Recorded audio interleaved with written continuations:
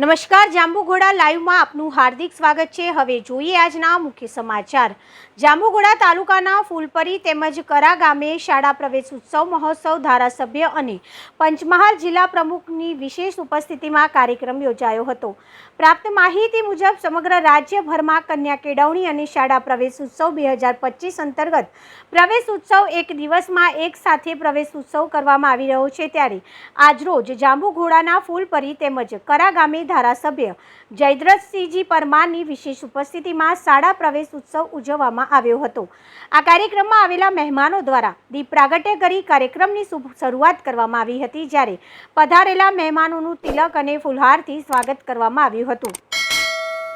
બાદમાં સ્કૂલના તેમજ આંગણવાડીના બાળકોને કુમકુમ તિલક કરી ચોકલેટ, સ્કૂલ બેગ આપી સ્કૂલ પ્રવેશ આપવામાં આવ્યો હતો, જ્યારે કાર્યક્રમના અંતે એક પેડ માં કે નામ સ્કૂલના મેદાનમાં આવેલા મહેમાનોના હસ્તે વૃક્ષારોપણ કરવામાં આવ્યું હતું।